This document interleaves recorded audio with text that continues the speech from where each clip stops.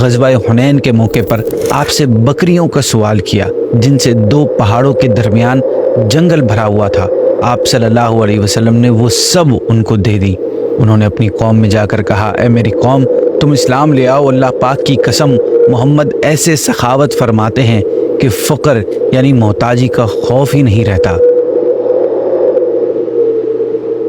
अस्सलामु अलैकुम वरहमतुल्लाहि वबरकातुहू। वेब सीरीज़ हुज़ूर सल्लल्लाहु अलैहि वसल्लम की खूबसूरती की आज 10th एपिसोड है। आज की एपिसोड में हम आका करीम सल्लल्लाहु अलैहि वसल्लम के हाथों, कलाइयों और बाजू मुबारक के बारे में सुनेंगे। आज की एपिसोड में जो भी कुरानी आयात या रिवायात बयान हो रही हैं उनके रेफरेंसेस आप वीडियो के डिस्क्रिप्शन में जाकर चेक कर सकते हैं। नाजरीन, हमारे प्यारे आका सल्लल्लाहु अलैहि वसल्लम के मुबारक बाजू निहायत खूबसूरत और कुछ लंबे थे।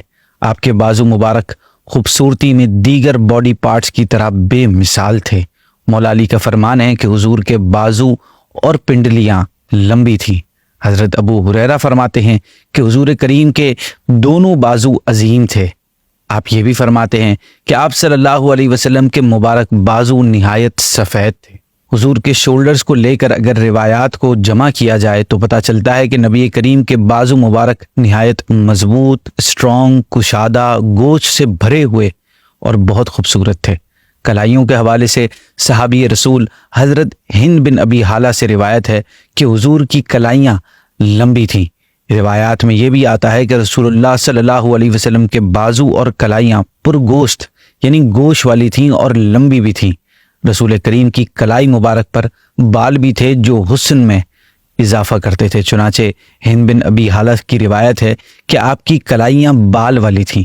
हज़रत मुस्तौरिद बिन शद्दाद अपने वालिद के हवाले से फरमाते हैं कि मैं हुजूर की खिदमत में हाजिर हुआ और मैंने हुजूर का हाथ थाम लिया।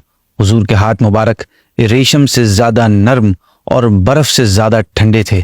उम्मुल मुमिनीन हज़रत मारिया रदियल्लाहु अन्हा फरमाती हैं कि मैंने हुजूर के मुबारक हाथ से बढ़कर किसी हाथ को नरम नहीं पाया।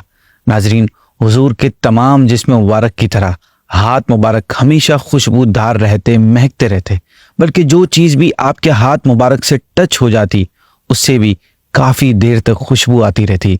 इस हवाले से वाइल बिन हजर रदियल्लाहु ताला अन्हु से रिवायत है, बयान करते हैं कि मैं नबी पाक से हाथ मिलाता या मेरे जिस्म की खाल आपकी खाल से टच हो जाती, फिर मेरे हाथ पर पसीना आता तो 3 दिन के बाद तक मेरे हाथ से मुश्क की खुशबू आती रहती थी।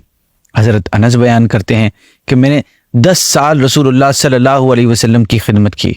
हुजूर ने कभी मुझे उफ तक नहीं कहा। मैंने कोई काम किया तो आपने ये नहीं फरमाया कि तुमने ये काम क्यों किया। कभी मैंने कोई काम छोड़ दिया तो ये नहीं फरमाया कि तुमने ये काम क्यों छोड़ दिया। रसूलुल्लाह का अखलाक तमाम लोगों में सबसे ज़्यादा अच्छा था और कोई रेशम रसूलुल्लाह के हाथ से ज़्यादा मुलायम नहीं था और रसूलुल्लाह के पसीने से कोई मुश्क और इत्तर खुशबूदार नहीं था। नाजरीन, आपके हाथ मुबारक की ये शान थी कि अगर किसी भी शख्स का जिस्म आपके हाथ से टच हो जाता तो उसमें भी महक पैदा हो जाती। मसलन अगर कोई आपसे हाथ मिलाता तो उसके हाथों में खुशबू ही खुशबू हो जाती। अगर आप किसी के जिस्म पर हाथ फेर देते तो उसके जिस्म से खुशबू आती रहती। जिस बच्चे के सर पे अपना हाथ मुबारक रख देते वो इस बरकत से आने वाली खुशबू से इस तरह दूसरों से मुमताज़ हो जाता कि हर कोई कहता कि इस पर रसूलुल्लाह सल्लल्लाहु अलैहि वसल्लम ने हाथ फेरा है। इस हवाले से हज़रत उम्मुल मुमिनीन आयशा सिद्दीक़ा रदियल्लाहु ताला अन्हा फरमाती हैं कि नबी पाक दुनियावी खुशबू इस्तेमाल फरमाते या ना फरमाते, आपके मुबारक हाथ हर वक्त इस तरह खुशबूदार रहते जिस तरह किसी अत्तार यानी इत्र बेचने वाले का हाथ होता है। नाजरीन, आपसे हाथ मिलाने वाला हर शख्स आपके मुबारक हाथों से ठंडक महसूस करता था। आपकी मुबारक हथेलियों में सॉफ्टनेस और ठंडक का एहसास आपकी एक अलग ही क्वालिटी थी। सहाबाए कराम कसम खाकर बयान करते हैं कि हुजूर करीम की मुबारक हथेलियों से बढ़कर कोई चीज़ नरम और मुलायम ना थी। नाजरीन, ये वही हाथ मुबारक थे जिनसे आपने बेमिसाल सखावत का इजहार भी फरमाते थे। हज़रत अली फरमाते हैं हुजूर करीम का हाथ मुबारक सबसे ज़्यादा सखी था।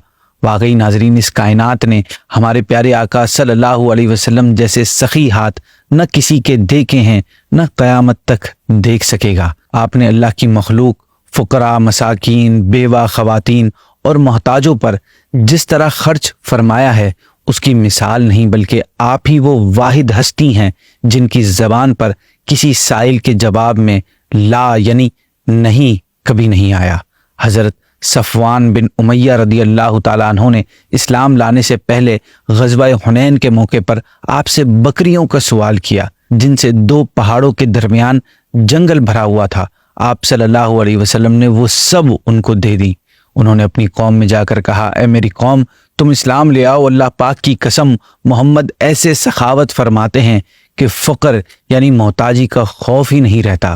مزید فرماتے ہیں کہ رسول اللہ حنین کے دن مجھے مال عطا فرمانے لگے، حالانکہ میں اس وقت سب سے زیادہ آپ سے نفرت کرتا تھا، پس پھر آپ مجھے عطا فرماتے رہے یہاں تک کہ میری نظر میں آپ محبوب ترین ہو گئے۔ ناظرین، غزوہ حنین کی اگر ہم بات کریں تو غزوہ حنین ہی میں آپ نے اتنی زیادہ سخاوت فرمائی جس کا اندازہ نہیں لگایا جا سکتا۔ آپ نے بہت سو کو 100 اونٹ تک عطا فرمائے۔ امام احمد رضا خان یوم حنین یعنی جنگ حنین کی سخاوت کے بارے میں فرماتے ہیں کہ نبی پاک کی صرف اس دن کی سخاوت سخی بادشاہوں کی عمر بھر کی سخاوت اور بخشش سے زیادہ تھی۔ جنگل بکریوں وغیرہ سے بھرے ہوئے ہیں اور حضور عطا فرما رہے ہیں، مانگنے والے ہجوم میں چلے آ رہے ہیں اور حضور پیچھے ہٹتے جا رہے ہیں، یہاں تک کہ جب سب مال تقسیم ہو گیا تو ایک اعرابی یعنی عرب کے دیہات میں رہنے والا نے آپ کی چادر مبارک بدن اقدس سے کھینچ لی، جس سے کندھے اور کمر پر اس کا نشان بن گیا۔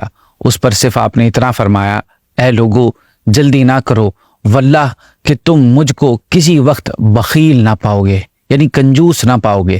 کبھی تو ایسا بھی ہوا کہ اپنے بدن مبارک پر پہنا ہوا کپڑا بھی آپ نے عطا فرما دیا، جیسا کہ حضرت سہل بن سعد رضی اللہ تعالیٰ عنہ بیان کرتے ہیں کہ ایک عورت ایک چادر لے کر آئی آپ کے پاس۔ اس نے عرض کی، یا رسول اللہ، یہ چادر میں نے اپنے ہاتھ سے بنائی ہے، میں آپ کے پہننے کے لیے لائی ہوں۔ آپ کو اس وقت ضرورت بھی تھی، آپ نے وہ چادر لے لی، پھر آپ ہماری طرف نکلے اور اسی چادر کو آپ بطور تہمند باندھے ہوئے تھے۔ ایک صحابی نے دیکھ کر عرض کی، حضور کو کتنی اچھی چادر ہے یا رسول اللہ، مہربانی فرما کر یہ مجھے عطا فرما دیجئے۔ آپ نے فرمایا جی۔ کچھ دیر بعد آپ مجلس سے اٹھ گئے، پھر واپس تشریف لائے اور چادر لپیٹ کر ان صحابی کے پاس بھیج دی۔ دوسرے صحابہ کرام نے ان صحابی سے کہا کہ آپ نے اچھا نہیں کیا، حالانکہ آپ کو معلوم ہے کسی سوال کرنے والے کا سوال آپ رد نہیں فرماتے۔ وہ صحابی کہنے لگے، اللہ کی قسم میں نے صرف اس لیے سوال کیا کہ جس دن میں مر جاؤں یہ چادر بطور تبرک میرا کفن ہو۔ ناظرین، آپ صلی اللہ علیہ وسلم ایسی بھی سخاوت فرماتے تھے کہ کسی سے اس کی چیز خرید کر اسی کو یا اس کے گھرانے کے کسی دوسرے فرد کو عطا فرما دیتے تھے، جیسا کہ غزوہ ذات الرقاع سے واپسی کا سفر تھا۔ حضرت جابر بن عبداللہ رضی اللہ تعالیٰ عنہ کا اونٹ کافی لاغر اور کمزور ہو گیا تھا، بار بار لشکر کے پیچھے رہ جاتا تھا۔ پیارے آقا نے جب اونٹ کی یہ حالت دیکھی تو اسے ایک لکڑی ماری، جس سے وہ اونٹ اتنا تیز رفتار ہو گیا کہ اب دوسرے صحابہ کرام کی اچھی اچھی سواریوں سے بھی وہ آگے نکل جاتا تھا۔ حضرت جابر اونٹ کی رفتار کم کرتے ہوئے آپ کے برابر میں حاضر ہوئے اور آپ سے باتیں کرتے کرتے چلنے لگے۔ نبی کریم نے فرمایا، اے جابر، تم یہ اونٹ مجھے بیچتے ہو؟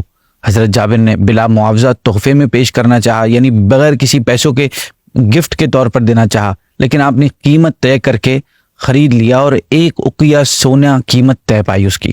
مدینہ شریف پہنچنے کے بعد اگلے دن حضرت جابر اس اونٹ کو رسول اللہ کی بارگاہ میں پیش کرنے کے لیے لائے اور اسے مسجد نبوی کے باہر باندھ دیا۔ آپ نے دیکھا تو فرمایا، یہ اونٹ کس کا ہے؟ بتایا گیا یہ حضرت جابر کا ہے۔ آپ نے حضرت جابر کو بلایا اور فرمایا، اے میرے بھائی کے بیٹے، اونٹ لے جاؤ، یہ تیرا ہی ہے۔ اور پھر حضرت بلال رضی اللہ تعالیٰ عنہ سے فرمایا کہ جابر کو لے جا کر 1 اقیہ دے دو۔ حضرت بلال نے انہیں اونٹ کی قیمت میں 1 اقیہ اور کچھ زیادہ مال دے دیا۔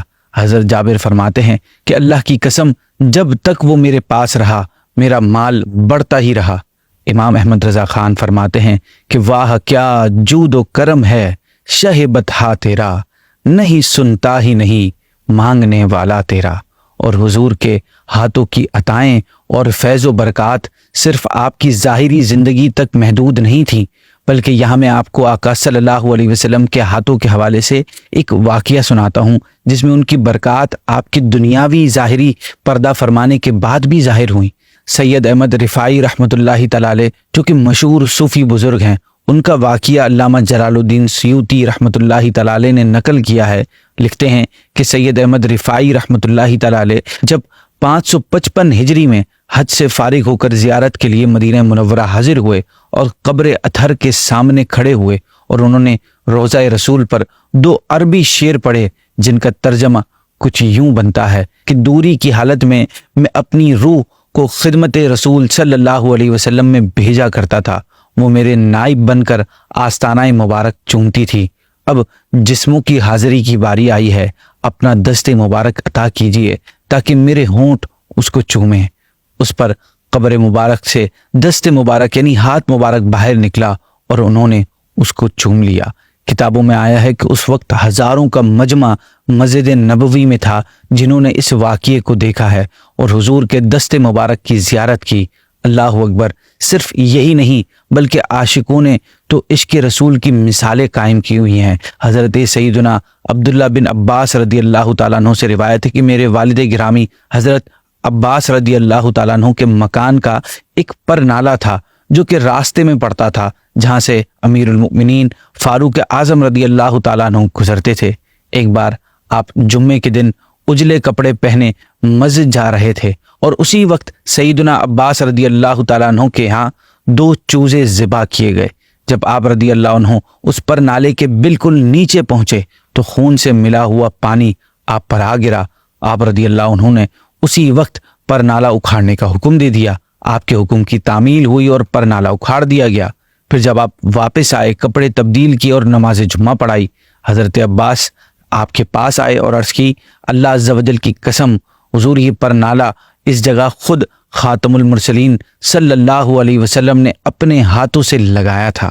فاروق اعظم نے ان سے کہا کہ میں آپ کو خدا کی قسم دلاتا ہوں کہ آپ میرے ساتھ چلیں، آپ میری پیٹھ پر کھڑے ہوں اور جہاں حضور صلی اللہ علیہ وسلم نے اپنے ہاتھوں سے پر نالہ لگایا تھا وہیں دوبارہ لگائیں۔ حضرت عباس نے حکم کی تعمیل کی اور پر نالہ دوبارہ وہیں لگا دیا۔ دیکھیں کس قدر اہمیت تھی صحابہ کے دلوں میں کہ جس چیز سے حضور صلی اللہ علیہ وسلم کا ہاتھ ٹچ ہو جائیں وہ پھر عام چیز نہیں رہتی۔ ناظرین، رب کائنات کی تخلیق کا حسن حضور کے ہر باڈی پارٹ سے چھلکتا تھا۔ ان تمام باتوں سے یہ واضح ہو جاتا ہے کہ اللہ پاک نے آپ کو ہر لحاظ سے دنیا کا سب سے خوبصورت اور سب سے یونیک یعنی منفرد پیدا فرمایا تھا۔ اسی کے ساتھ آج کی ایپیسوڈ کو اینڈ کرتے ہیں۔ نیکسٹ ایپیسوڈ میں ہم انشاءاللہ حضور صلی اللہ علیہ وسلم کی انگلیوں مبارک پر بات کریں گے۔ آپ کو اگر ایپیسوڈ پسند آ رہی ہے تو اسے اپنے دوستوں کے ساتھ اپنے گروپس میں اسے شیئر کیجیے۔ جزاک اللہ۔ السلام علیکم۔